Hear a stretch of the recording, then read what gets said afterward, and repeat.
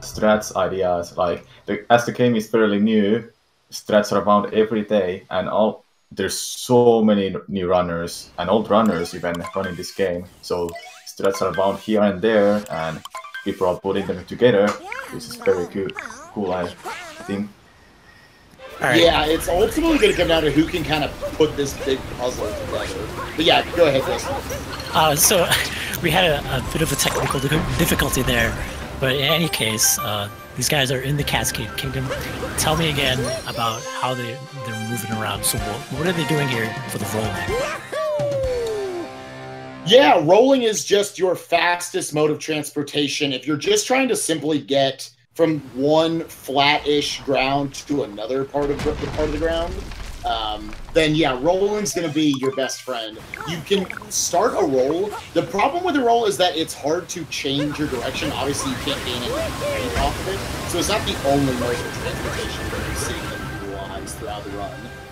But yeah, you're going to see them roll quite a bit. You're going to see them shaking a lot. This game has a lot of motion controls, which most people, probably rather there wasn't as much motion controls. But, you know, it is what it is. Stammer, are you a fan of the motion controls? I love them. Alright, I'm going to take your word for that. But yeah, there's actually a lot more utilization of that. Looks like we got our players getting up to. No one missed. We got 2 for 2. Feinbergg and Krameht both able to get the T-Rex jump, skipping after having to walk all the way around the mountain to get up to this boss fight. A very conveniently placed trampoline. Although it's a little awkward to sometimes get that T-Rex foot to actually bounce onto the trampoline. Krameht able to get it first try, and oh my God, Jackster! That's I'm surprised at first. I was about to be like, well, he's gonna have to try it again, and then he hit that cutscene trigger by a literal pixel. There is no way that should have worked, but he's not complaining. He'll take it. That's a big time loss to miss that jump. This looks like Feinbergg and krankdud about synced up. Again, that doesn't really matter. It actually, I mean, it basically doesn't matter at all. But the 2 players on the top, that is its own race, and the 2 racers on the bottom. If it was a race between the 2 on the left and then the 2 on the right, we'd have like almost sync between these guys. It's kind of insane. Yeah, it would be a much closer races. As it is, the underdogs here are going to be Krameht and the Jacksters over on the right. So keep your eyes on them, because their personal bests aren't nearly as good, but that doesn't mean they're going to be. I don't know. To me, it doesn't mean anything in a sort of a race setting. It doesn't mean anything in a race setting. It comes more down to your consistency, and the game is just so new. A lot of these runners, it's like, well, okay, this is like my 7th run that I'm doing in this tournament race. Yeah.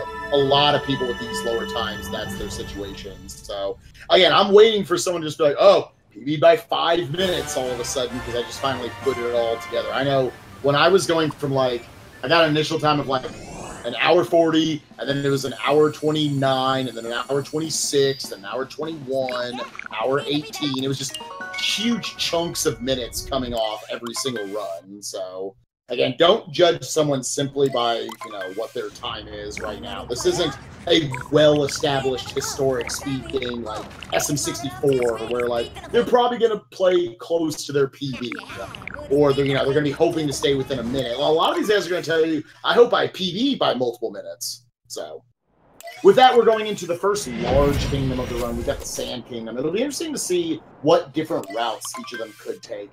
Oh boy. Sand Kingdom is one of the stages that has the most of the routes you can choose from. I'm still using like a 2-week-old route. I'm still going in employees only, dude. I just have not tried to upgrade it yet. The most optimal route, and Samuel, I don't know if you go for this, dude. Are you going for the clip yet? I've done it with my PP run, and I should be doing it actually. Oh. Do you find... It's not a... Yeah, how consistent do you find the trick? Somewhat consistent, but it's still a skip that can fail because you don't get the right inputs. Interesting different route we're seeing here right off the bat. I've never seen this. Krameht actually going to employees only and going to it first, actually. Maybe he's finding this a little more consistent to reset the loading zone. In his last race, he just missed the bird. He had to back it up later on. It's quite frustrating for him. Going up, getting the Tower Moon. We'll see now if he elects to try to go for the bird. Looks like he's not. I think he just elects for a route where he gets the bird in the Oasis, just flat out. I'm interested to see how many of the racers are gonna go for the Sphinx coins and some who are skipping. Yeah, that is another reason why you have all these different routes, is that some players, like, depending on what route, it's hard to say what's optimal, but some people will elect to go for the Sphinx, which in the Sphinx, you can get enough coins to where you don't have to worry about your coin count for the rest of the run. You need 200 coins. Go ahead, what was that? Did you guys see how krankdud just used the bullet bill manipulated bullet bill to hit the box to spawn the moon? Oh, he actually had the bullet bill break the box itself? Yes. Oh, I've never seen that before. I know there's, again, lots of different strategies here. You can see Feinbergg and krankdud both taking this bullet bill all the way over. This is only fast enough to get to this moon if you are able to manipulate the bullet bill fast enough to shoot out, kind of follow you over a distance, and then ride it all the way to that top pillar. A lot of it's trying to just avoid as many... We prefer the moons that just kind of pop out and then you're in an animation. We don't have to watch as many cut scenes. So moons that are like lower on the priority scale are, say, like the Notes moon, because you're going to have a couple of cut scenes of a moon spawning and the Notes spawning once we get to the Oasis. Employees only, because that's 2 extra load screens having to enter and exit the shop from the back. So this is a lot of the time, the factors that go into it.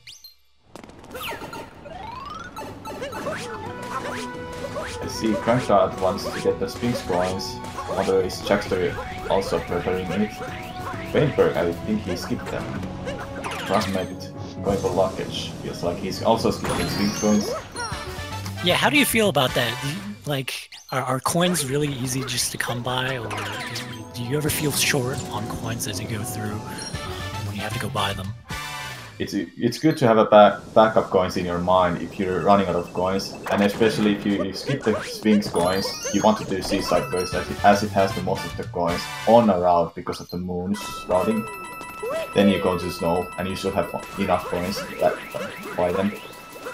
Yeah, I believe Seaside pretty easily you can make up 50 plus coins in it. So if you are short, we only need 200, potentially 210, depending on if you use a Death View strat in Lost Kingdom. That can all get off quite a bit if you Death Cycle in a spot, like we saw Krameht running into in the last race, where all of a sudden you're just going to be short a lot of coins. I do like my random backup strat where I thought hit the dumpster on the way to the bassist moon, just to get 50 coins if you did die quite a few times. That's in a more of an emergency situation though. Again, the optimal strat more so is just go to Seaside first before Snow, and then you don't have to worry about it. Looks like we do have Krankdud and Feinbergg both getting the Notes Moon at the end. Them both, the two of them, staying consistent. Again, not that them against each other means too much in the context of today's races. But again, you want to try to get as good a time as possible being a competitor. Now, Krameht needs to get this Bird Moon this time. He is able to get it. Good for him. He had to back that up, missing the bird in the last race. Had to go all the way and spend 10 coins and waste a lot of time in the slots moon. So I'm sure right off the bat, that's a confidence booster for him. Yeah, definitely a race where there's a better chance of winning. I don't think anyone wants to play the slots. No, I mean, on the weekends I like to, yeah, but I don't think that works best out here. I remember when slots used to be in the route. It was like Samurai Man said, it's just, Sand Kingdom has had so many different routes over the last 6 weeks. It's been really interesting. We used to get the first story moon. Man, that was a bad idea. You go all the way up the 2D tower. The cutscene. That was never a good idea. I don't know whose idea that was, but we got some weird moves in this game. But here we are, first two runners into the Lake Kingdom. Cool new strat that has been developed during the last week or so. Feinbergg throwing out his hat and then bouncing off that. Not able to execute the strat correctly, though, unfortunately. You're going to see Krankdud doing a little bit of a different variation on it, throwing his hat later. And yeah, that does put him up by the zipper. Feinbergg having a little bit of trouble. One with his frame drops. We're not able to see this really clearly. But Lake giving him some issues, having some bonks getting up in areas, allowing that a little bit of a window for Krameht to possibly get back into this race. Again, it is very early, so no one's certainly out of it. Krankdud playing very, very strong so far, though. The kingdom is one of the shortest kingdoms, only needing 8 moons. Meanwhile, others are like plus 10 moons or so. Yeah, definitely one of the smallest kingdoms in terms of requirements. But it's one of those that, even though we only need 8, not a lot of moons are actually just readily available. So even though in most situations we're going to avoid those like larger story moons, you're going to see the players, all of them, elect to get 5 quick moons and then come up here and actually fight the brutal boss. Because the boss can be defeated in like 30 seconds and he gives you a multi-moon, which does in fact count for 3 moons. So faster than any other 3 moons you would collect. In 503 routing, there are very few other decent moons that are sitting around here before you bring peace to the kingdom. A lot of the kingdoms have different phases that they'll go through, where after you complete a story moon, it'll then activate many more other moons throughout the level. So that's part of the routing you have to put into the process of routing any of the categories in this game. Like even any percentage you get so few moons. So Krankdud able to have a pretty clean Lake Kingdom. Runner with the best pace coming out of here. Looks like he's going to have a sub-14 jingle, maybe even fade out. And probably a little, like low 15 fade out. Feinbergg definitely, though, allowing his opponent Krameht to get a lot closer to him, though, off those bonks he had in the beginning of Lake Kingdom. Yeah, it might be a pretty interesting race up there at the top between Feinbergg and Krameht. So, see how Krameht performs in the later stages. Yeah, it's going to be interesting to see who comes out as the 2 seed in that bracket behind Ivan.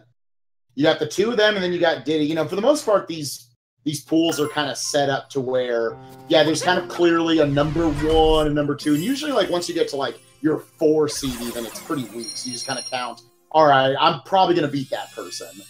That's not the case in their pool. They a little bit of unfortunate luck. Diddy just didn't submit a time to the leaderboard yet, so they seeded him as a 4 seed. But Diddy, as we have established, a world record holder in Super Mario Sunshine Any percent. So pretty good at 3D Marios. Not your standard 4 seed for sure.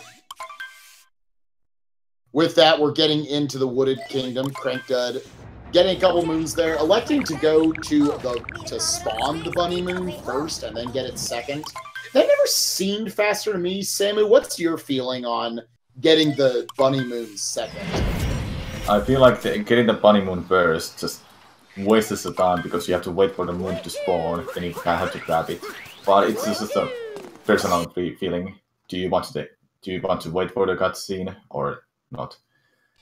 Yeah, it all depends on what you can say, like, the movement is then from whichever moon then over to the shop. It probably is a preference thing, but either way, I'd say a preference. Krankdud able to get between the nut and the wall there, able to throw his cap and break that nut pretty quickly. It's interesting what kind of strategies you have for cracking the nuts open, as we say. And everybody buying their first moon of the game. We used to be buying more shop moons earlier in the routing of any percent, but it's down now to where it's definitively just 2 moons that we buy.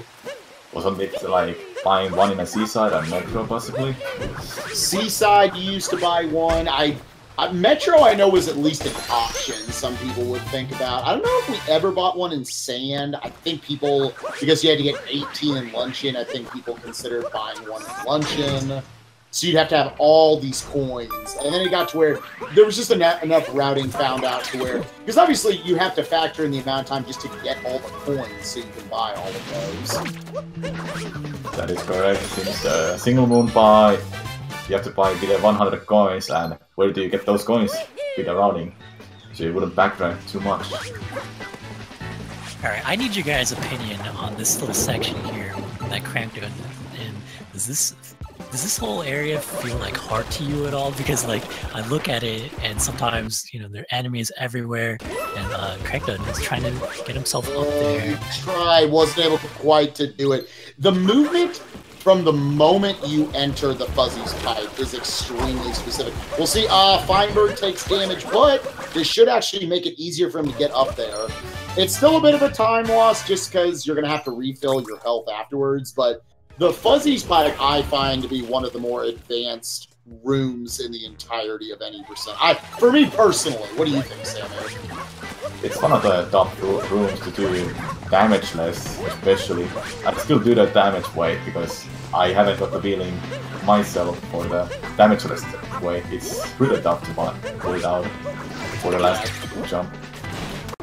It's hard because if you take damage in this game and then refill your health with a moon, it's 2.2 seconds wasted for 1 health and 2.5 for 2 health. So at that point, if you're taking damage, you are cutting into that time save. Because obviously you could just go slow, not take any damage, and wait for the water to kind of push you up. But if you do a damage list, then it is actually pretty significant time save.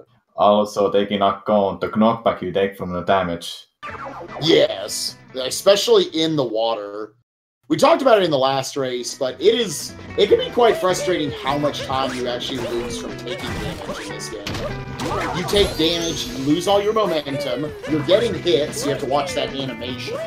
You have to potentially be in the water, like in that situation, so you have to wait for your bonk to run out. And then refilling your health, it's like over 5 seconds sometimes you can lose. Just to like a little innocent hit you took on something.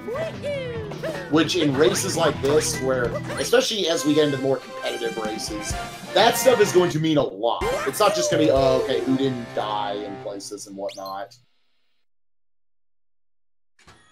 Yeah, speaking of dying, I think Feinberg took a death somewhere over there near the piranha plant. So that race is still pretty close. Krankdud is maintaining his lead over the Jackster, but all 4 players here in the Wooden Kingdom, so don't count anyone out. No, certainly not. Yeah, good catch on your part. See, yeah. So, oh, and we have Feinberg taking another death, actually. That's going to put Krameht in the lead, actually, right now. Taking that bonk. We have got a very close to tie race right now. The only thing potentially keeping Feinberg in the lead right now is that he might have already got the Nut Moon. I'm not sure if he got it up here or not. He did not, so that does, in fact, put Krameht in the lead. Also, one note is that he doesn't have any coins. Ooh, he is sitting at 0 coins right now. Feinberg, one of those who elects to go to Seaside first. I'm going to straight up throw out, I think he's going to take my recommendation from the last race, because he was in commentary with me, and then potentially hit the dumpster set of coins in Metro on the way, wasting probably, 4 or 5 seconds, but getting 50 coins out of it. Because he's going to need a lot right now in order to have enough. We'll see how many coins he can get on the way, though. Yeah, good catch on your part, Samu. I did not see that coin count. It's good to go spin around. Go ahead. It's good to have all the coins back up in your mind, as if you're not doing the Sphinx coins and you want to buy the moon in a snow, or take a backup instead and not buy the moon. Good to have a backups in your mind all the time. Absolutely. I always recommend to players, if you want to speedrun a game, even if you just want to do like the any percent, the short categories, it's always good to know the game from a 100% standpoint. Just because that's something like I know just from doing 503 routing and all missions routing, just a little thing I understand that a lot of other people wouldn't know. Because I know other runners who they still have not 100%ed the game. They've just they learned, they played enough to where they could do the any percent run, and that's it. So always good to have those backups in mind. But that definitely, I mean, Just Defense said it a couple times there, man, your PD does not matter. Feinberg, we're sitting here, he's got a 3.5 minute advantage on Krameht and PB, but he's trailing in this race. PB means, it means something for sure. I don't want to act like it doesn't, but it's certainly not the full story. Sitting here 23 minutes into this race, and the underdog has the lead.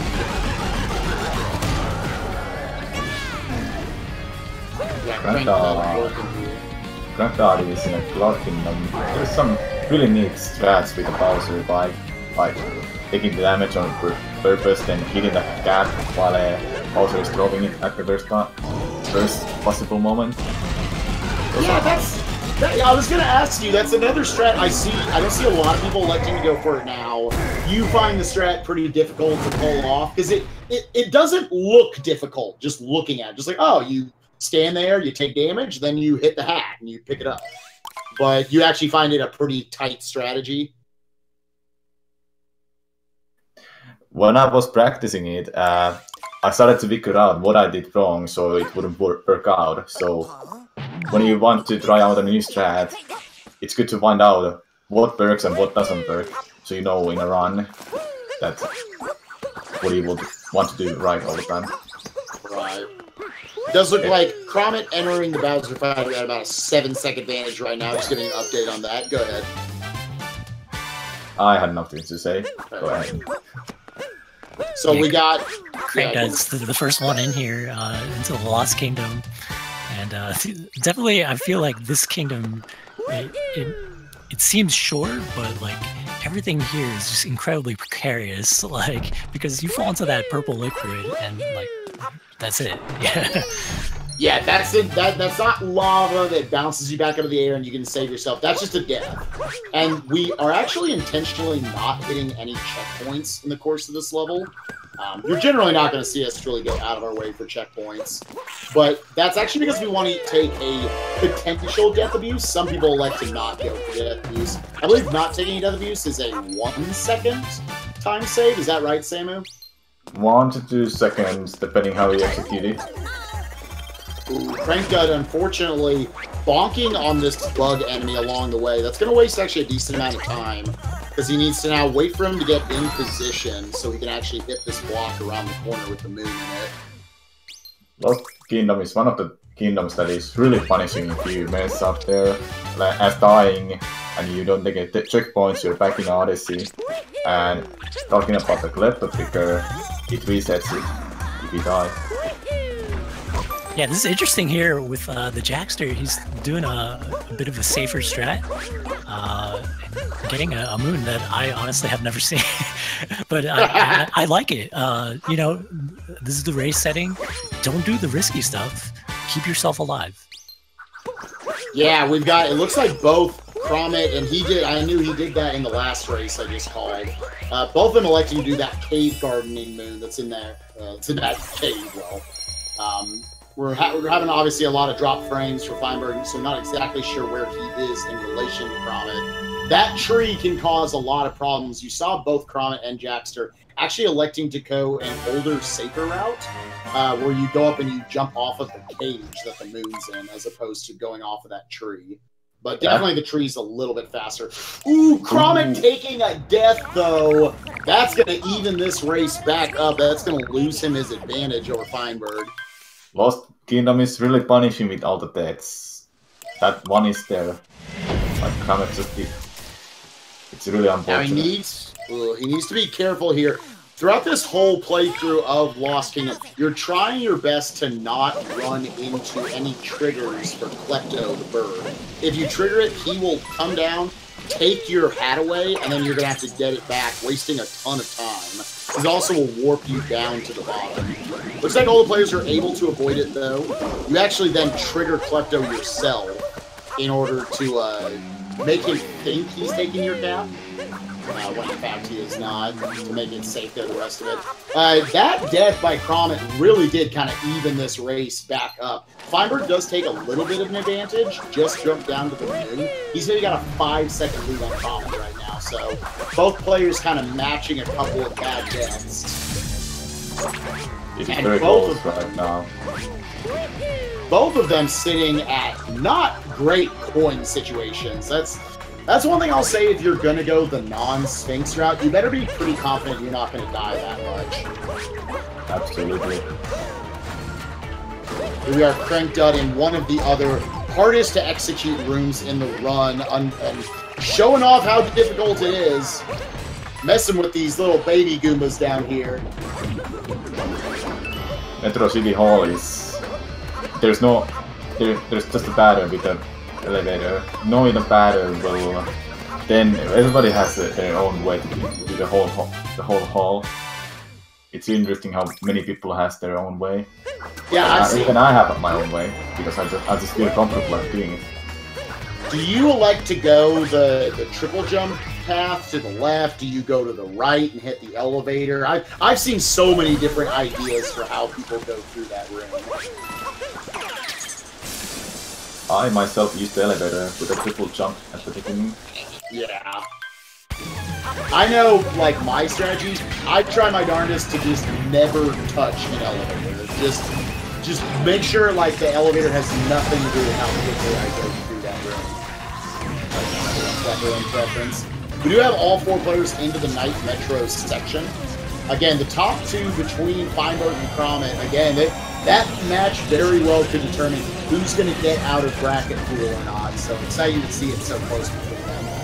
We got Krameht going here for this jump. Yeah, go for it. Meanwhile, Frank is in a Mecha Pickler fight. We'll see how he's going to be able to do the G-Cycle. Yeah, you saw some manipulation right there with how he positioned himself, because Mecha Wiggler is always going to follow you out of the wall specifically. So we'll see if he's able to get this 2-cycle or not. It's a big time loss if you don't get it. His spread's looking pretty good here. He's just got this one at the tail. He's going to have to get 2 shots up there. He is able to. Oh, we've seen some barely 2-cycles today. Generally, the strategy that at least I use for Mecha Wiggler is that you're going to kind of follow his face as he's coming out of the wall, and then as soon as you kind of understand, you kind of have an internal clock for when he becomes vulnerable. You then start shooting to where, you know, obviously the rest of his body is going to follow his face. So then if you space out your shots perfectly, that it will just continually hit all those different sides of him. Which every time you shoot one of them, it'll also blow up in a bit of a chain reaction. The one that is on either side of him, so you can get 3 at a time. And then from there, you just kind of hope you have a favorable spread, and then you have to start shooting from there. It's like one of my other commentators said in the last race. There's not a lot of RNG in this run. The way Mecha Wiggler moves around kind of is almost like practical RNG. It's impossible to get the same Mecha Wiggler spread every single time. So you have to be really good at just reacting and getting those different potential shots. Oh boy, are we gonna see this? Oh boy. There it is. Yo, he got it, dude. Oh my god. It's not Christmas yet. We ain't playing with RC cars, so we're just gonna use that scooter. Just get ourselves into that moon. That is one of the newest tricks found that is useful. Saves 6 seconds, but you have to get it first try if you really want to save those seconds. They matter then. Yeah, because I would assume even if you have to reset up for a second try, you're losing almost all of those seconds. So you have to turn around the scooter, so that takes time to set up a new captain. We got Jackster trying to get the 2-cycle himself. He's got one last little chicken nugget up there. He's not able to get it. That would have been big for him to kind of stay at least competitive in this race with krankdud. krankdud playing pretty darn well, though. This is kind of a tough draw for him today. Looks like Krameht going to get that 2-cycle, though.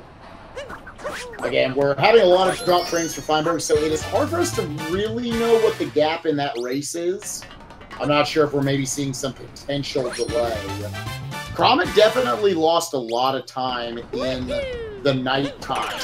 But Feinbergg might have also been having some issues himself. I'm gonna say this. I'm gonna be the wishful thinker here and say I think we still have a close race on that top. Definitely, I would say. I'm curious what is their going amount right now. Yeah, I was going to give it a go. I just want to, while we're going through these cutscenes, for 3 of the runners, I just want to throw this out there. That was the best line of the tournament so far. It's not Christmas yet, dude. Yeah, like, so how do you feel about that RC car? Because, like, I know, like, if you can't back that car up into that moon, like, it could be a disaster, like, trying to correct yourself and get the moon. Like, so I'd like the scooter strat, honestly. Yeah, if you can get that scooter strat consistently, oh yeah, RC car can go die, dude. No, we never want to have to do that again. We do have Feinbergg and Krameht here both going for it. We'll see how their RC... This could all come down to the RC car, ladies and gentlemen. Krameht having a really good-looking one there, and Feinbergg having some sort of RC car. I don't know what it looked like. He got it, though. I believe Krameht, with that RC car, just took the lead. It's hard to exactly know. Yeah, it's looking like either way, really back and forth on this top screen. Right, yeah. These guys, it's no holds barred. They're playing like neck and neck. Here we have krankdud getting the musicians, and then he's gonna be transported into like this music hall. He's gotta roll out and then pick up the bass guitarist, and then there's another moon there, and he'll be done with Metro Kingdom. Yes, also you're not going, so he's most likely gonna go to Snow Kingdom first. Yeah, Snow being faster just simply because it's the top option in the menu. Seaside, if you're gonna go Seaside first, then you have to press down, which with the lag in the menus in this game, unfortunately, like that's not as trivial as you would think. I've seen people lose runs to just, well, I didn't click down. My down input did not happen, so I'm going to Snow first, and I can't afford the moon. At which point, in a race setting, obviously, you'd keep going. Hopefully. And try to figure out some sort of a backup situation. Alright, Krameht Moving up a pretty vanilla way once again up this tower. Looks like he's able to make it though. Feinberg potentially having a little bit more trouble. Again, not sure if it's his stream. Some people are saying it's just how speed gaming, how we're picking it up.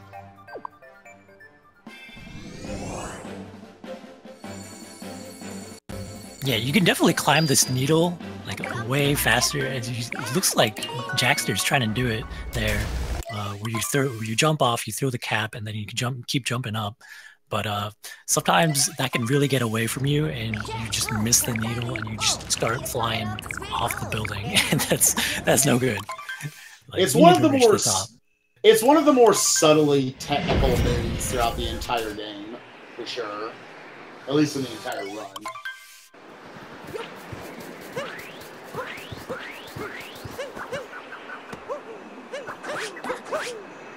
So it looks like we do have krankdud here going into the Snow Kingdom first. Route here for a while was we would go into a slower road with moon shards in it, but instead, found out by I Ate Your Pie, you're actually going to go get Tacky Toad out here first. I think a lot of people just didn't know Toad was out here. We just assumed, all right, there's nothing out here before you bring peace to the kingdom. As it turns out, there is Captain Toad out here, and instead we'll go into a different room with a little bit faster moon instead. Yeah, it'd be interesting to see Feinberg or Krameht, if both of them very low on their coin count. Oh, it looks like Feinberg at 58 coins, he'll be fine. I think both players are actually going to be fine. They don't need to stop and resort to like the dumpster moon or anything. They picked up enough coins throughout the last couple of kingdoms. Where as long as they do successfully go to Seaside first, they'll have enough coins. Both of the runners are definitely good with the coins. Seaside is going to keep enough coins, and there's a couple backups. Like one just before the last moon gives you 9 coins. Then one. Yeah, those little coin rings that are right above the last moon.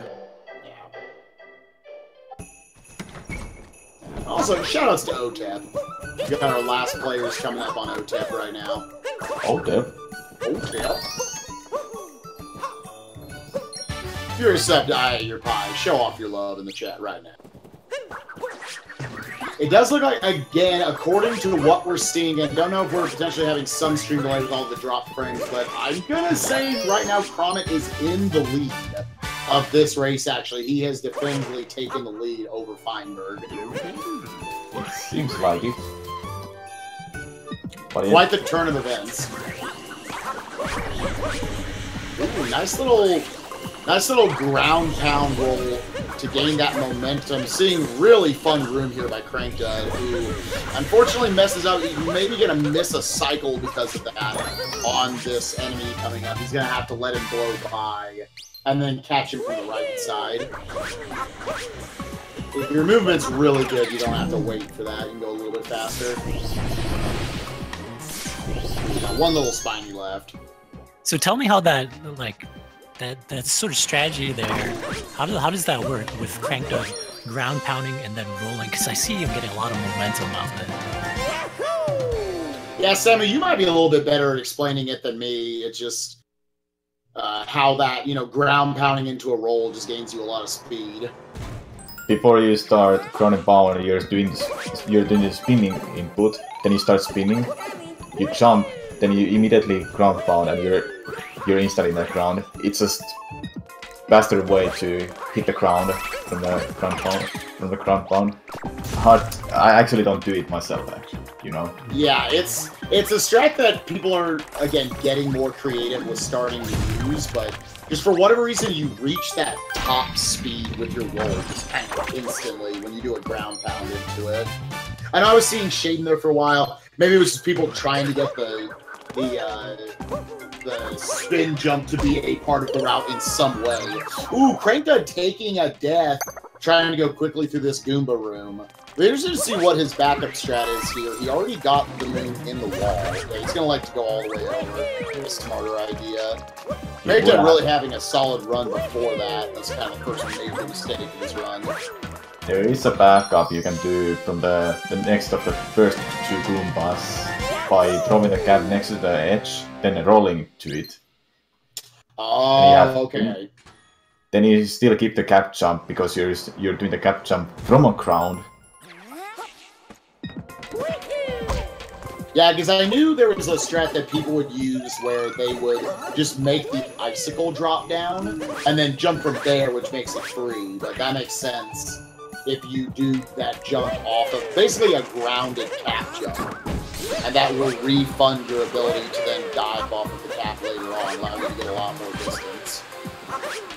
Yeah, I just want to clarify to the viewers, krankdud's doing the Snow Kingdom first, and then the other 3 players, or excuse me, the 2 players on the right are doing Seaside, and Feinbergg is also in Snow Kingdom. But like, these are just different routes. They have to be like Seaside and Snow Kingdom are both mandatory. They're just doing them in different orders. Yeah, interesting that we end up with Feinbergg here. I'm trying to think, does that mean he... No, because he's got 5 moons, so he got the shot. We saw he was low on coins. I don't know where he was able to get the coins from. I think Feinberg got the dumpster coins in a... Oh, he did get the dumpster coins, okay. Because he was having 100 coins when he left Metro. Yeah, I definitely saw him at less than 100 when he was going over to the bases, so I must have missed it in the drop frames issues. So yeah, we do have different routes, as Justifend noted to us just there. It's a negligible difference that all just comes down to having those 100 coins so you can buy a moon in the shop at Snow. You might think like, oh, is it worth that much stress? The shop moons don't even seem like that much. Brought it up in the last race, Snow Kingdom is just kind of unfortunate that you just don't have access to that many moons before you bring pieces of the kingdom.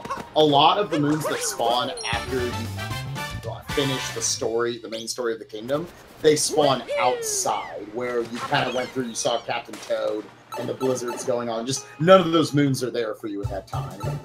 So that's why we're we're a little more handcuffed in our decisions, that we just have to get certain moons, even if they aren't super fast.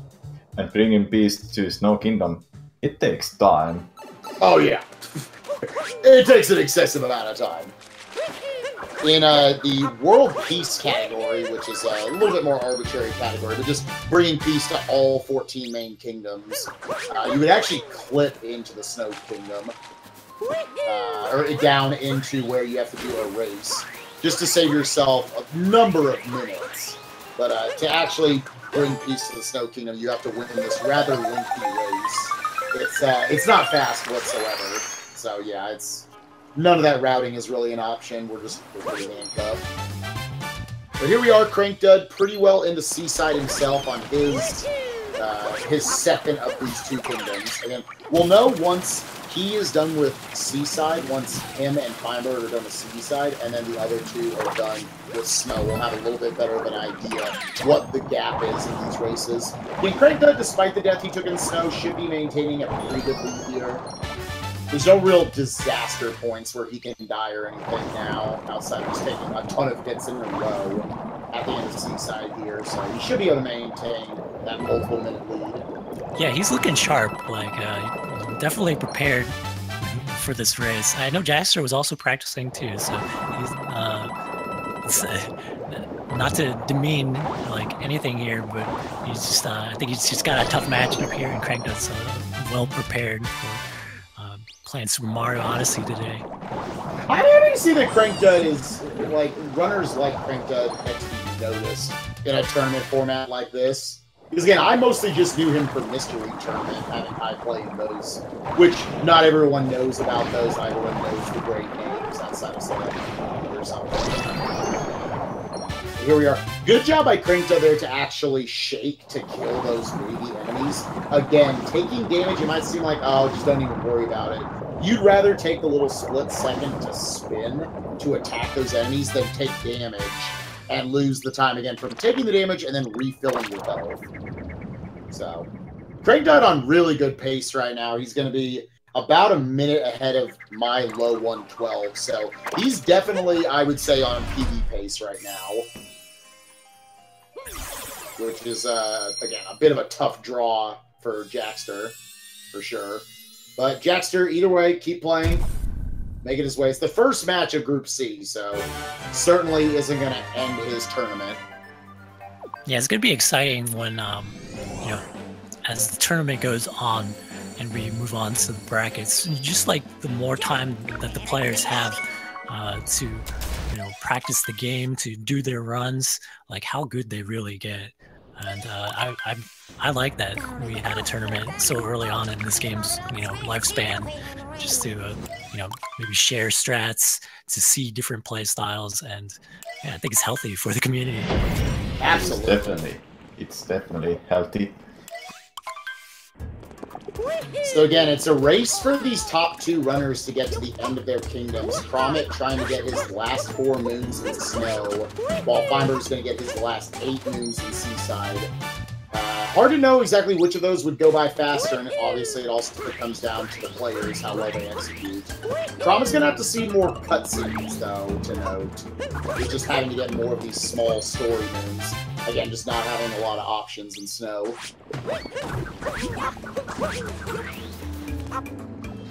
And overall, snow is taking a little bit longer than seaside, even though you collect the moves in both of the kingdoms.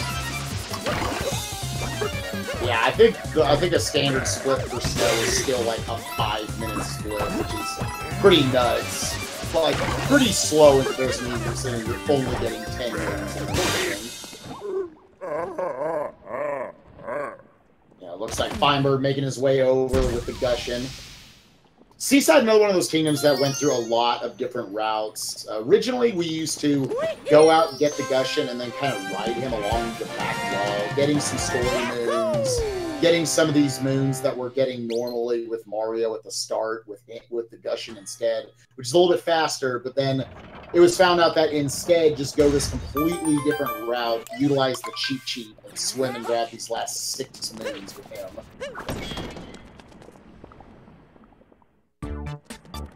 Yeah, I like that. I like there's always, like, in some 3D Mario games, like Mario 64, there's always, like, this underwater section, and I feel like, in a way, it's very calming and relaxing, because there's nothing too complex about going through there. No, for sure. It's definitely a little more, like, chill part of the run. As kind of exciting as the beginning of Seaside is, with some of the movement you have to do to get to a couple of moves. Yeah, it definitely kind of chills out from here, but it's also definitely a spot where, like, in a speedrun, you can lose a lot of time just from balking with the cheat sheet, which is easier than it should be. So yeah, like I said, despite them having completely different sets of moons, it's looking like Feinberg actually has taken the lead back. He's going to be, both of them warping over, both of them getting their 10th moons from the different kingdoms. Feinberg's going to be hitting the Odyssey and depositing his 10 first. Krameht dropping his 10 later. So, again, quite a match we've got here with the top 2. Hard to, I'm trying to think off of this pace. Yeah, Krameht's about 2 minutes behind mine, so kind of a combination. I would say Krameht's playing a little bit beyond his PD right now. Feinberg playing a little bit behind his. They're just neck to neck, going to Lucha. Top kingdom, I would say, including Lost and Metro. Yeah, I would absolutely agree with that. I've lost multiple PB runs. I lost a PB run last night to just not even any major mistakes, just kind of subtly made a lot of little mistakes here and there and lost 20 seconds on this kingdom. It's just a lot. It's one of the more involved kingdoms. You have to get 18 moons in the when you go through this. It's another one where, even to today, people still disagree on what the best route is. It'd be interesting to see if any of these players elect to go for the Forks room instead. I expect all 4 of them will probably go Lava Bubble. So far, Crank is skipping the Forks, so he's going for the Magma room. Yeah, he would have been the player. The way I always describe it is that I feel like very good cheese rocks there actually by him, just getting right up in its business and being able to get to that switch quickly. Can be very annoying having the hammer bro there throwing his frying pans. Cooperating with you, but yeah, go ahead. It's spray and pray. You're just hoping, but It's basically the routes we're talking about. Some people will get the 2 in the Forks room that are earlier on, and others will get the 2 that are in the Lava Bubble room later on. The way I would describe it is, if you're going for like very easy strats for both rooms, Forks are a little bit faster. If you're going for medium level strats, Lava Bubble is faster. And if you're going for the most advanced strats, where you're using a lot of up throws and everything, then the Fork room is a little bit faster. I think often say 1 second. So now I'll ask you, Samu, what do you elect to do? Do you go Lava Bubble or Forks? I always have gone with the Magma room. I tried to go with the Forks, but those up throws are just sometimes not working out, so maybe that second or 2 will just be losing because of the motion controls. Yeah, when you're talking about a second or 2 for a complete reroute, it's you make any mistake in that other route, then all of a sudden you're not saving the time. So it's ultimately what you're most comfortable with. Very nice Lava Bubble room there from Krankdud, able to catch the ending cycle very well. That was very good. The only way that could have been a little bit better is if he caught that opening left side Lava Bubble. But your movement needs to be extremely good there at the start to actually catch it. Yeah, you have to start with a roll at the beginning and roll cancel your throw to get the worst of the lava bubbles. Krankdud had to save himself right there, had an accidental down throw. Could have cost him, he could have fallen down quite a bit more, but was able to save it. That down throw never happens in a pro controller. I know. I wonder if Krankdud is a Joy-Con man. I feel like he's playing on Joy-Cons because I never get down throws with the pro controller unless I ground pound. Then it's possible. Yeah, that is the only way. I've had multiple people tell me, yeah, you just kind of shake the controller down. I cannot do it. I've sat there for minutes at a time trying to do it. Yeah, thankfully, if you ground pound and then shake the controller, you do get that down throw guaranteed. But if it wasn't for that, it'd be impossible. I would never, ever get to use the down throw. Thankfully, down throw is not terribly important, especially in 90% runs, so... Luckily, it's not. Other categories, though. A little annoying we can't just bust it out. So that Krankdud's moving on, and we're actually seeing Feinbergg using Forks, so we're seeing a routing difference here that we talked about. Again, at the easiest level, Forks are definitely faster.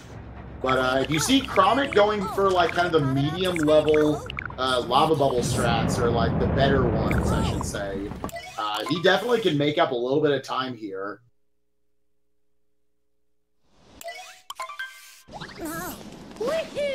Because it does look like, in fact, here, about halfway into Luncheon, it looks like it is a little bit of a lead for Feinbergg. Meanwhile, Krankdud is in a Dark Souls Kingdom. In the Dark Souls Kingdom. I wonder how many people this is their first exposure to Dark Souls. Me? Yeah, I've never played one. Same. I've never played them. I wouldn't say I have nothing against the series. I'd probably play it at some point. I think it's cool. The game is supposed to be super hard. This boss, though, is, however, not very hard. As intimidating as he looks. Just a couple different preferences.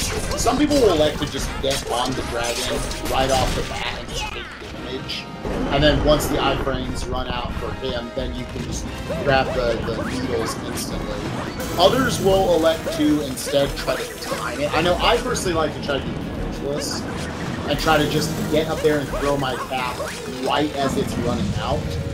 Obviously the timing would have to be a little bit tighter though. Once again, Samu, what's your preference? Do you like to take damage or not? I prefer to take damage, so I will set up myself to drop the cap as soon as possible and take the health by ground pounding a couple of the spots. There are those glowing points in the bottom of the sides. Ground pounding on those and you can get a heart to heal yourself. Yeah, the game does let you have 4 hearts there.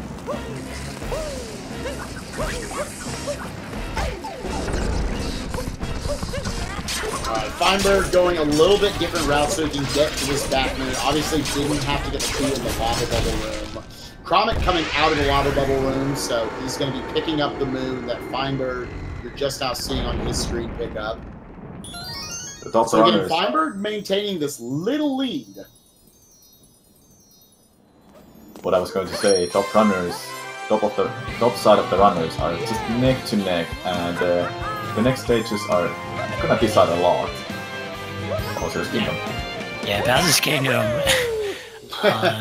I feel like it doesn't really even matter, like if how good you feel about it. Like if you're on PV pace, if you're not, like Bowser's Kingdom will just burn you. It just oftentimes, I don't know.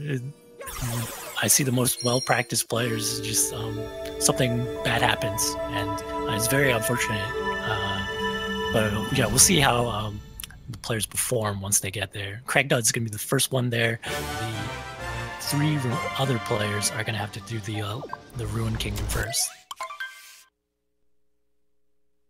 Yeah, again, Krankdud, I'm sure, regardless of how he feels in the race, he wants to try to get a PB right now. He wants to get as good a time as possible. Fill him with some confidence where possibly he can take out the #1 seed in this bracket again. Having a lower 2 seed rank, so he came into this bracket having to face a very high tier, the #3 player in the bracket behind following Samuel. Yeah, so like how do you feel about like the race preparation? Do you put your splits up? Do you not have splits? Do you have the other players stream up? Like, how do you have? What's your preference on that, Spike? I know I personally like to not put up splits because, like, splits are something for PBs. That's okay. Yeah, if you get it during the race, that's fine. That probably means I can get it again later. It's not like I need to redo those or anything. Yeah, and it's okay if I lose 15 on a split. You can't. That shouldn't affect anything later in the run. It doesn't have any bearing at that point. So, I mean, I think having your splits is a distraction. I think, like in sports, any of us who have played sports, you can't worry about you struck out that last time you were up or you fumbled the ball or anything. Like, you got to do the next thing correct. So, just having that flat timer up, just so the audience can see just what your time is, I think that's appropriate. That's my preference, though. What do you feel, Samu? Do you like to have splits up? I usually like to have splits up, but whenever I just want to have a I want to be less nervous. I just try to not look at the splits. But in a race format, I'm not sure yet. I haven't still did my worst run or race, should I say? So you might find your preference here soon. Yeah, I feel like I will have the splits on, so the runners, not the runners, the viewers can see how I'm doing against the BB. And in terms of, the other point you brought up about do you like to see what the other runner is doing, it's another personal preference. I like to have this restream up in the background just in case. It's like I said, in my first race where I knew we were going to be close, I didn't bother looking at it until I thought I was done. Until I thought, well, I'm out of it. And that was mainly me just seeing, all right, let me see how close it is so I know potentially would I go for different strats than if I thought, okay, well, I'm a certain amount ahead, so maybe play this a little safer. I know some people will bring that up, say, with, like, the 2D shortcut in the final level of the game. Like, is this something I need right now that can make the difference in the race? That's where you can kind of equate stuff like that. But for the most part, I'm also a believer in just go for what you know. If you feel confident about a strat, just go for it. Don't let the race decide that necessarily. Right, I like that. Although some people, I'm sure, would tell you, I mean, you performed in the Batman race while we're watching some of these cutscenes. You performed in the Batman race at AG2 a few years back. Did you find yourself, like, doing race strategies where you didn't go for certain strats? Or did you feel like you just went for everything you were comfortable with? The latter, I would say. Definitely, like, comfort is a big thing. Like, there's a balance there, and that's what makes speedrunning so intriguing. Is you can go for like the fastest and riskiest stuff, or like, you know, you just find the strats in between, like not like the easiest strats, but you can find something that, you know, works to your benefit. It's a little bit safer, and that's sort of what I did in the Batman race, and it was like a 4-player race. You know, I like the pressure. I like to see, for me, I like to just have the other person stream up to see where they are, and if they're ahead of me, like, that's like, that like shows to me like, oh, it's go time. I gotta step it up right now. So it gives me a little more motivation. But yeah, I think that's interesting to see different opinions on it. Everybody's got their own preference on it, yeah. As someone who's already done GDQ runs like we have, it's, you know, it's impossible to not know how your opponents are doing in that instance. So, anyways, here we are. We got a little bit of difference preferences of route. You had actually both runners on the bottom electing to go for the moon that's behind the wall, sort of taking that warp up strat like we do at the beginning of Metro to get back, as opposed to the glory hole wall, where it looks like at least Krameht elected to just grab the moon. Skipped past the moon, so he'll be doing glory hole. Not sure if Feinbergg did or not. He's got only one moon right now, so yeah, neither of the players grabbed the moon earlier on. So both of them will be going for glory hole. It's very nice to see all of the racers just deciding which moves they want to pick up. Again, just seeing all that, it is a game that just allows for a certain amount of creativity. Just Defend just talked about it, how, you know, you're not necessarily going for the slow stress, but you're finding something that works for you. That's ultimately what's going to be most important. Not necessarily, all right, let's do everything that Shane's doing, or Balu's doing, or Sammy's doing, or anybody else, or Wabu. It's, you know, let me find something. There's plenty of leeway, I think, in this game where you can find a strat that is different, and maybe is not even slower, actually. Just something that works better for you. Definitely want to do the strats that works for you and you're the most comfortable with. And in a race settings, add the pressure, so you might want to switch up the strats a little bit if you don't feel comfortable enough. We got krankdud here up on the Met fight.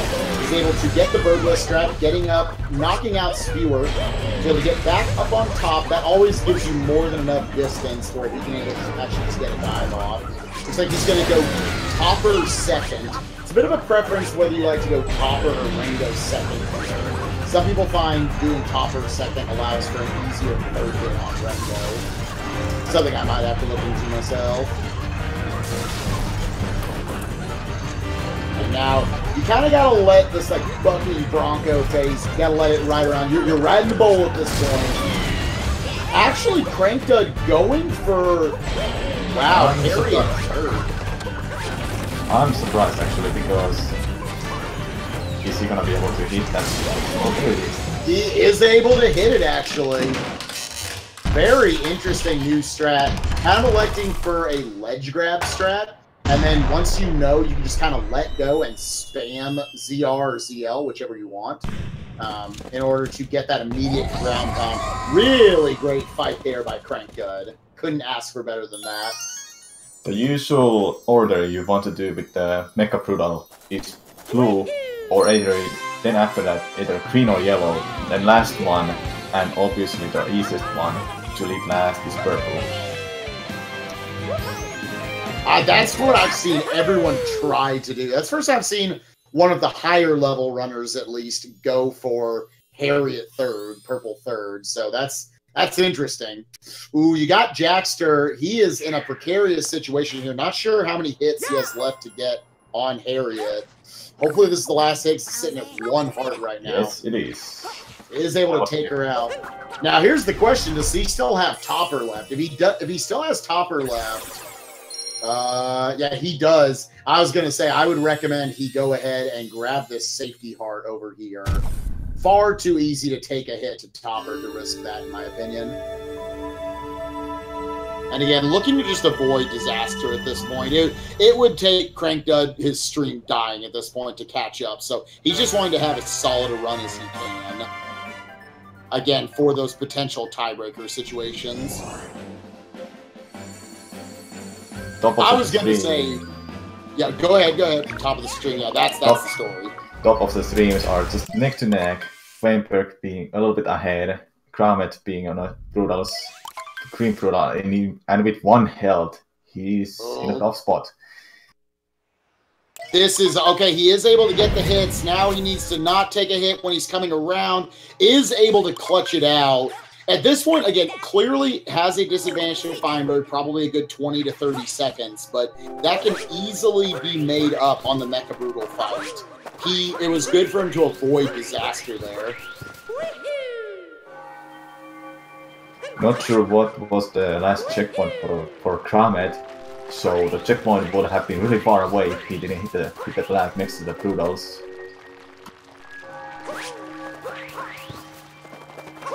Here we have krankdud on the moon. Now, see if he can get this double flower strat. He is able to get it. That's a harder second flower than you would think just because of how the crater is shaped. Sometimes it can kind of bounce your hat upwards and you're not able to get up there. Can't quite tell with the bit rate, but it does look like krankdud is able to get Moonskip first try. Very nice for him. Just needs to clear this wall. Is able to do it. He is up into the chapel. Very good for him because he's looking at a big PB here. Yeah, he's killing it right now. It's very impressive from krankdud today.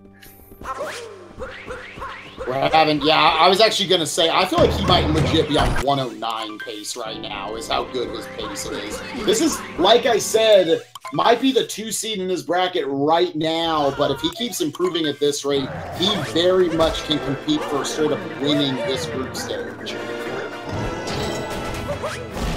Ranked PB is 1 hour, 11 minutes, 53 seconds, and with this run, you've seen it. Looks like it's gonna be close to 109.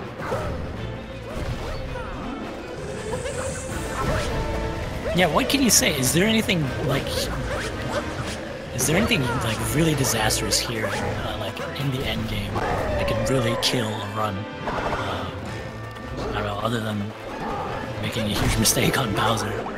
The only thing that we have is 2D shortcut. Either he decides to go for it and save 2 seconds, or not go for it and lose those 2 seconds. It's very high risky and low reward strat. Failing the jump and you die. To me, this is where like it says a lot about the player. It's all a player preference. Like basically, I mean, for lack of a better term, how big are krankdud's balls, man? Like, is it the sort of thing where he says, no, man, I'm confident in this tip? Because the only reason why you wouldn't go for it is just being scared of it. That's really the only reason. If you're confident with it, why wouldn't you go for it? Ooh, does accidentally pick up the cap here, so he's going to lose a little bit of time on Bowser. That hitbox is seriously huge with the hat. Yeah, so it can be easier than you think. Oh, whoops, I thought I had a good distance from it. It does look like, I'm not sure what happened with the top race up there. Kind of been focusing on krankdud to see if he could get the 109 or at least a 110 PB. But it looks like Feinbergg probably had a pretty solid Mecha Brutal and shot this gap up a little bit on Krameht. Krameht, if he can get this hit quickly enough, it can be a bit like whack-a-mole trying to get this last hit. He is able to get it, though. Yeah, he's going to need a pretty big mistake, like a late death or something from Feinbergg. Definitely is giving it a hell of an effort, but my Feinbergg probably good to go on this race. We'll see what happens, though. Moon Kingdom, you're not exactly in the clear. Yeah, how do you feel about, like, Moonscape? Has that really gotten easier for any of you guys? I think for the top players, I think it's a pretty, like, next to free skip. Oh, krankdud going for the 2D shortcut and is able to get it. Yeah, shown it. He's got the confidence. PB on the line didn't bother him. He probably still was going to be on PB pace even if he failed it. So, no, Sam, yeah, I mean, I'm assuming you're probably same as me. You feel pretty confident about this, right? Yeah, I feel very confident at it. Knowing how to do the skip really helps out.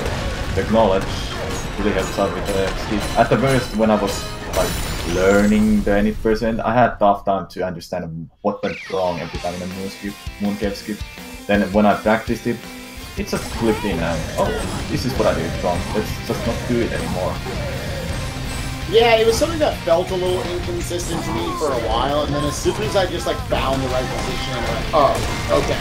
Yeah, krankdud 109 is going to be impossible for him. It was a little out of reach coming into this. I don't think, even the mistake on Bowser, I don't think it's possible for it. It takes a little over a minute to do this last anime sequence, so... Yeah,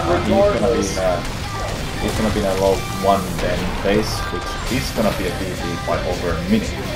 That's...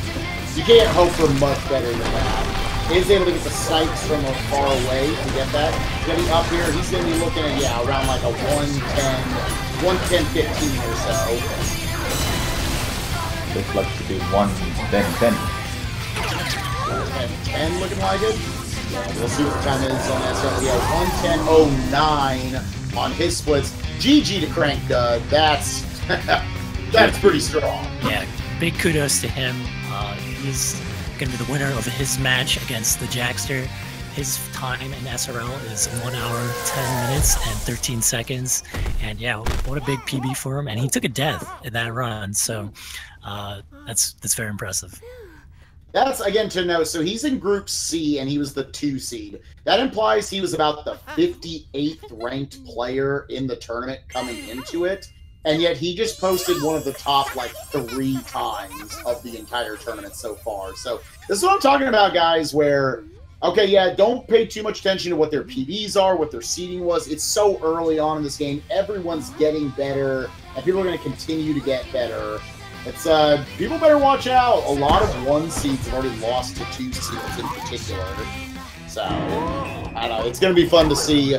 Okay, yeah, here's what they all started at. Let's see what everyone finishes at by the end of these group stages and the tournament as a whole. Yeah, not to take anything away from the other players right now. We still have the Jackster and Krameht trying to finish out their speed runs. And Jackster, he's putting up a good fight, you know.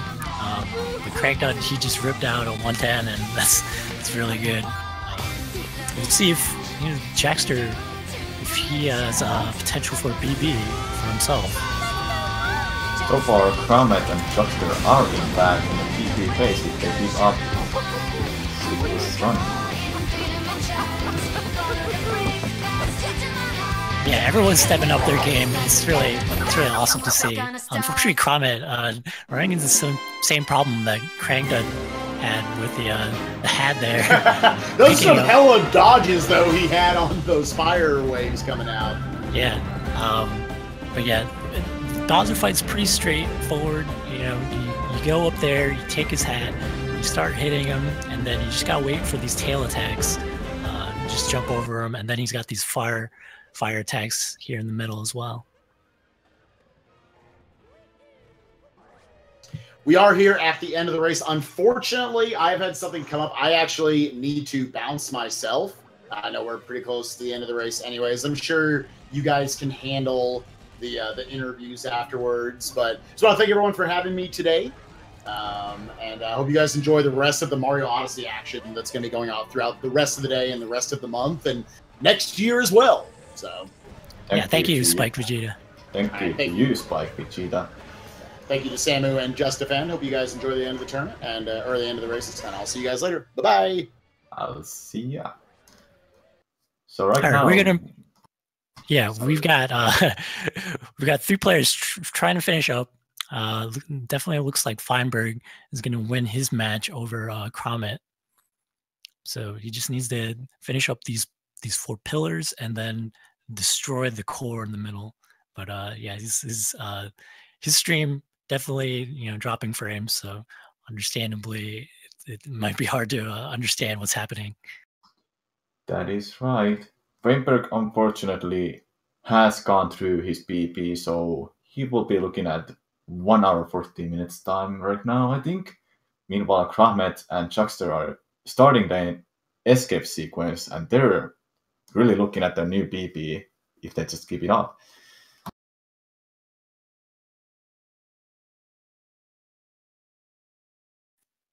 Really interesting race was going back and forth, Yeah, I really liked it. We were seeing some really good Super Mario Odyssey play from Crank, but the race between Feinberg and Krameht was just yeah, it was really up in there. Just couldn't really tell who was going to win. But ultimately, it looked like Feinberg was able to, shake off his early struggles and, get himself this win. As we see Krameht, unfortunately, taking that death in the 2D section, just jumping a little too early. But yeah, he's not too far behind. Hopefully, he can shake that off and get himself the PB that he has in front of him. That is the punishment for going for the 2D shortcut, and bonking the head to the tiles is gonna result the death. Since it's gonna impossible, I guess, to react to that mistake when there's a hole in front of you.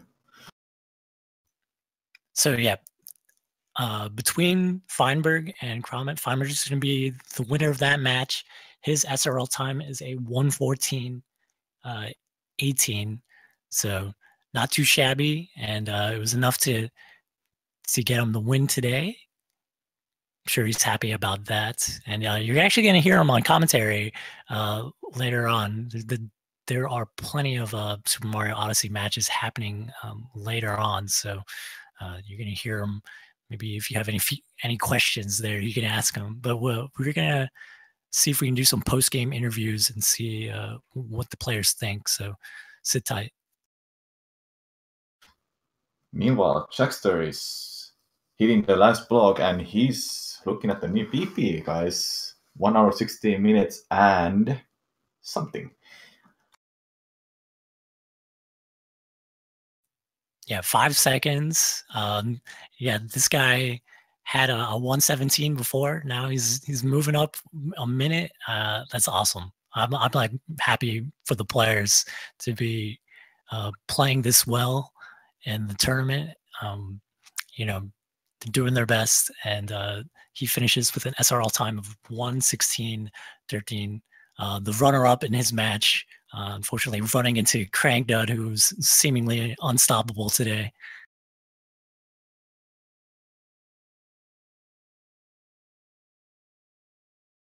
Krameht is going to be our last racer to finish, and he is going to be very, very close to PP, I have to say. Very, very close. He has 1 hour, 17 minutes, and 6 seconds as his PP, and it seems like he on purpose waited in an escape. All right, so I'm going to bring Krankdud in. We'll get his thoughts on his run. Hey, Krankdud. How's it going? Pretty good. Pretty good, huh? You're feeling pretty good about that run. So, welcome. Good games. Tell me about your stress. Like I see you doing a bunch of like different things. How do you feel about those like stress that you do?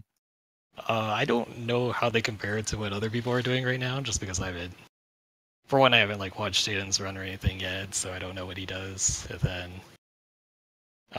but yeah, most of the time when I pick up a game, I like to go through and figure out stuff by myself first, just to see, maybe there's something that people have missed that I can figure out or stuff like that. So. Yeah, Samurai, do you have anything to add to that? Like, this is a really good run by you, by the way, Crank. It was definitely a good run, and beeping by over almost 2 minutes. That's a huge fun for sure. Were you thinking you're gonna get a 109 when you solve that phase in the Moon Kingdom? I mean, anything can happen, so I wasn't too worried about what time I was gonna get. I was just kind of focused on executing everything. That's awesome. So when do you think your next match is going to be? I'm not sure. I haven't scheduled that yet. Probably try to schedule it next week. Okay. But yeah, I just want to let you all know that Krankdud is the guy to watch if you like what you saw today. And yeah, thank you for being here today, Crank. We're going to pull in some other guys for a little bit of an interview. And as we are all here, I should note quickly to all of the runners putting up all the hard work within a month, depending when they started. really awesome to see everyone getting into the game, especially the racers. Give them a wall; they really deserve it for showing everything on the stream. Yeah, good games. Hey, what's up, Feinberg? How's it going? So you were able to get the win today. Like, what did you think throughout the race? Did you think you were winning? You were losing? What was going on there? Yeah, so I actually had a really, really good early game up to Lake. Gold split Cascade, and my sand was like a second away, so it was my Cap Kingdom. So I was really confident going into Lake Kingdom. And then for some reason, I just couple mistakes there, some bonks, missed jumps, put me like 40 seconds back on Lake. And, then I was a little worried, and I had my friend pull up the stream just to see how much I was behind, because I knew I was behind at that point, that early into the run, like 45 seconds behind. So then I knew I was fighting a losing battle there, and then especially with the 2 deaths in Wood, it didn't help at all. And so then I knew I was behind, and I was just trying to do some safe things to catch up. And then in Lost, I decided to play a bit risky and went for a triple jump when I shouldn't have, messed up that jump. So after that, I just decided to play really safe. And then the last half of my run, I was like playing out of my mind. I gold split like 3 out of the last 5 kingdoms. So, awesome. Yeah, man. I like it. Like sometimes when you're behind, I definitely feel like you play a little bit better.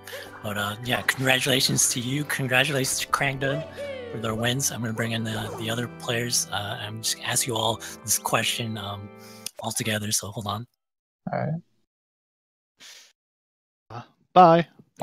Hey, what's up?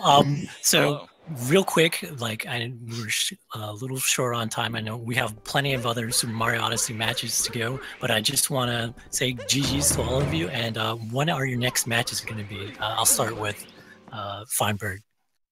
I only have 1 left to go in my group stage, and we're still trying to coordinate that. But I know there's a match coming up like right after this on this channel. And you're doing commentary, right? Yeah. So stay tuned for Feinberg. How about you, Jackster? When do you think your next match is going to be? I'm not sure when my next match is. I've still got 2 left, both of which I need scheduled. But the new PB today, I'm feeling confident. Yeah, that's great.